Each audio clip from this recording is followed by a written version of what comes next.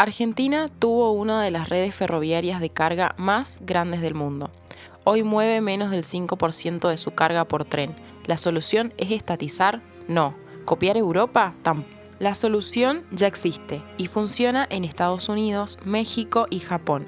Hoy te voy a mostrar cómo se puede salvar la carga ferroviaria argentina y por qué las privatizaciones de los 90 fracasaron acá, pero funcionaron en México.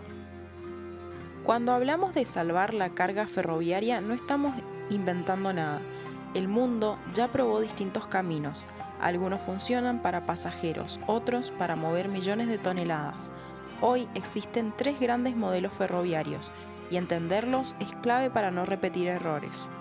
Modelo europeo, infraestructura estatal, operación privada, open access. En Europa, el Estado es dueño de la infraestructura.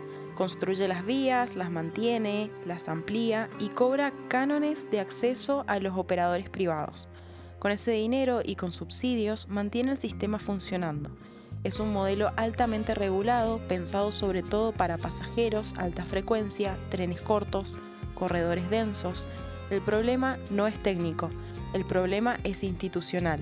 Este modelo depende del profesionalismo del Estado, de planificación de largo plazo y de políticos que no usen el ferrocarril como caja o botín. Y acá viene el punto clave. A los hechos me remito. En países con estados débiles, capturados o inestables, como Argentina, este modelo tiende a degradarse. Falta mantenimiento, se congelan tarifas, se politiza la inversión y la carga queda relegada. Europa no es un modelo de carga pesada, masiva y barata. Por eso, para Argentina hoy, este modelo está descartado, al menos por ahora. Modelo de Estados Unidos. Modelo A. Infraestructura privada, operación privada. En Estados Unidos, el sistema es radicalmente distinto. Las vías son privadas, los operadores están integrados verticalmente, el que invierte usa, el que no invierte queda fuera. No hay subsidios, no hay planificación central, no hay romanticismo. Hay mercado. El ferrocarril compite directamente con el camión, compite en precio, compite en eficiencia y gana, especialmente en largas distancias. Resultado, trenes larguísimos, costos logísticos bajos, alta productividad, inversiones constantes. En Estados Unidos, el tren compite con el camión y gana. Es el sistema de carga más eficiente del mundo, pero también tiene un problema. Requiere un mercado de capitales profundo, empresas gigantes, seguridad jurídica total y décadas de continuidad. Argentina no llega ahí todavía. Modelo México-Japón, modelo B. Infraestructura estatal, operación privada con concesiones. Este es el modelo intermedio y acá está la clave. El Estado mantiene la propiedad de la infraestructura, define reglas claras, otorga concesiones largas. Los privados operan, intervienen obligatoriamente, mantienen las vías, compran materiales rodantes, asumen el riesgo. En México, las concesiones de los 90 funcionaron, la carga creció, la inversión llegó, la red se salvó.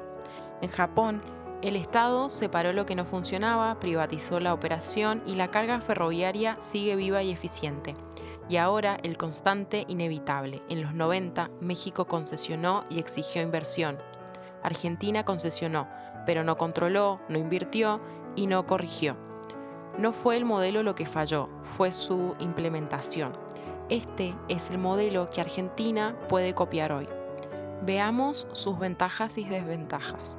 Europa, ideal para pasajeros, débil para carga masiva, depende demasiado del Estado. Estados Unidos, máxima eficiencia, cero subsidios, difícil de replicar de inmediato. México, Japón, inversión privada, infraestructura pública, concesiones largas, realista para Argentina. Si queremos salvar la carga ferroviaria, no tenemos que estatizar, no tenemos que inventar y no tenemos que ideologizar. Tenemos que copiar bien. México versus Argentina. Misma década, decisiones opuestas, resultados opuestos. En los 90, México y Argentina hicieron algo parecido, privatizar el ferrocarril. Pero uno salvó la carga y el otro la destruyó. La diferencia no fue el país, no fue el Estado, ni siquiera el contexto internacional, fue cómo se privatizó. La historia ferroviaria mexicana arranca igual que en Argentina. Red construida mayoritariamente por privados en el siglo XIX, nacionalización en los años 30, décadas de gestión estatal, deterioro progresivo, pérdidas crónicas, colapso operativo. A fines de los 80, el sistema estaba quebrado, y ahí viene la decisión clave. México no intentó salvar al Estado operador, salvó la red. ¿Qué hicieron distinto en los 90? Concesiones largas, 50 años. No contratos cortos ni precarios, horizonte de inversión real. Operadores integrados. El que opera, mantiene. El que mantiene, invierte. El que invierte, gana. Inversión privada obligatoria, no promesas, obligaciones contractuales. Volumen asegurado, minería, agro, industria, exportaciones, trenes con carga desde el día 1. Estado regula, no opera. El Estado fija reglas, controla, arbitra, pero no maneja trenes.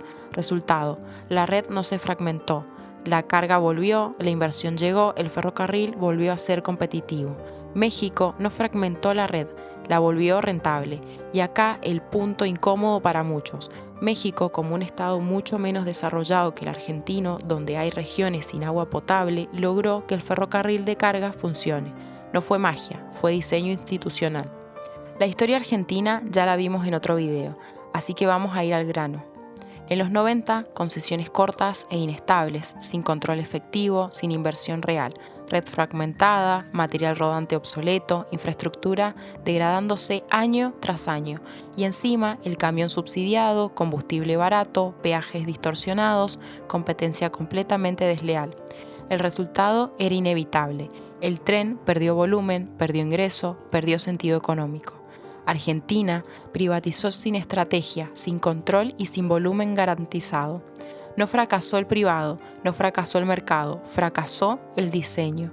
México entendió algo clave: si querés que el tren invierta, tenés que darle horizonte, escala y reglas claras. Argentina hizo lo contrario, y por eso hoy estamos donde estamos. En México, la red no se desplomó tras las privatizaciones. Antes de la privatización, la red ferroviaria de México ya era considerable.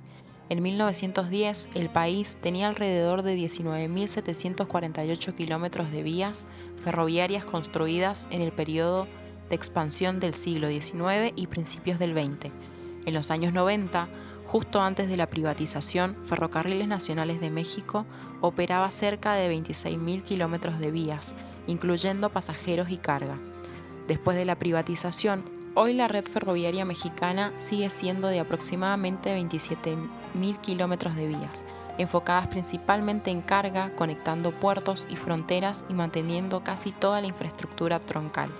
Esto significa que México no perdió la red tras privatizar, la mantuvo y la fortaleció estratégicamente para mover carga.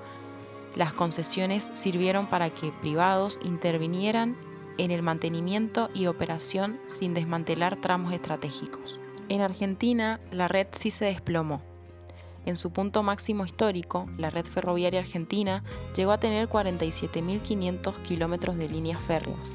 Hacia fines de la década de los 40 y mediados del siglo XX, una de las más extensas de América Latina.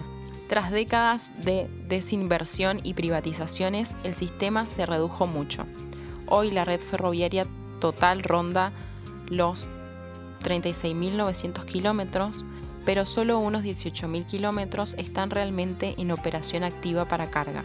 En otras palabras, Argentina perdió una enorme cantidad de kilómetros operativos, cerró ramales y dejó infraestructura en desuso, algo que no sucedió de la misma forma en México. Si algo nos enseña México y Estados Unidos es esto: el tren de carga no se salva con discursos, se salva con reglas correctas y toneladas arriba del riel. Antes de hablar de soluciones, pongamos lo que no funciona en Argentina. No estatizar. El Estado argentino ya demostró que no puede operar eficientemente un sistema de carga pesada a escala país. No modelo europeo. Europa, infraestructura estatal, open access regulado, alta dependencia política, subsidios permanentes. Funciona para pasajeros, no para carga masiva barata. Y sobre todo, ese modelo depende del profesionalismo y la buena voluntad del político de turno, y a los hechos me remito. Lo que sí funciona: open access privado, pero de mercado, no burocrático. infraestructura estatal. Las vías son estratégicas, son soberanía logística. Operadores integrados. El que mueve la carga, mantiene, invierte, mejora. Concesiones largas, 40 a 50 años.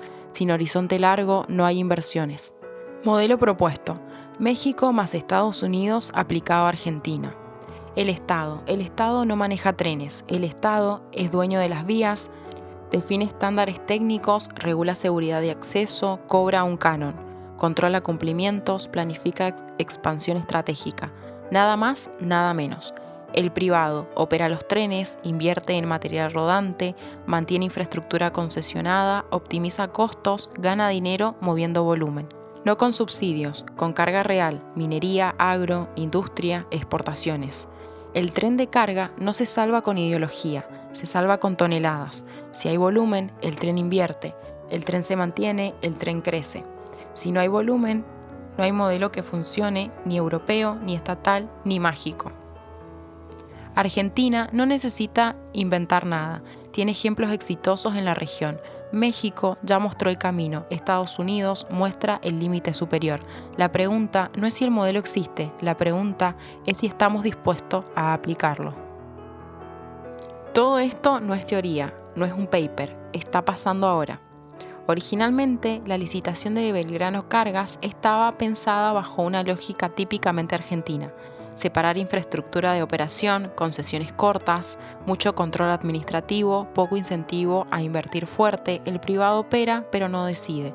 Un esquema híbrido, demasiado estatal para el mercado, demasiado privado para el Estado. Resultado probable, nadie invierte en serio. Con la aparición de la empresa mexicana, algo cambia. La propuesta no pide subsidios, no pide garantías imposibles, no pide que el Estado opere. Pide algo muy concreto: concesión integral, horizonte largo, operación más mantenimiento, volumen, reglas claras, exactamente el modelo mexicano. Esta empresa viene de un país que salvó su red de carga en los 90, apostó por concesiones largas, mantuvo la infraestructura troncal, integró puertos, minería y exportaciones. Cuando miran Argentina, ven algo muy claro. El norte argentino es perfecto para este modelo: agro, minería, exportación, largas distancias, bajos costos por tonelada a kilómetro. Belgrano y San Martín no son un problema, son una oportunidad. ¿Por qué? Conecta regiones productivas reales, une fronteras y puertos, tiene volumen potencial inmediato, no compite con pasajeros, es carga pesada, continua y masiva. Es exactamente el tipo de red que funciona con operadores privados integrados. La empresa mexicana no viene a experimentar, viene a aplicar un modelo que ya funciona, y por primera vez en décadas el diseño institucional, la geografía, el tipo de carga y la propuesta privada están alineados. La salvación del ferrocarril de cargas argentino no está en un ministerio, está tocando la puerta. La pregunta ya no es si existe un modelo, la pregunta es si esta vez vamos a escuchar. Argentina ya probó el Estado, ya probó malas privatizaciones. Ahora tiene la chance de copiar lo que funciona. México lo hizo, Estados Unidos lo hizo, Japón lo hizo. La pregunta es si esta vez vamos a aprender.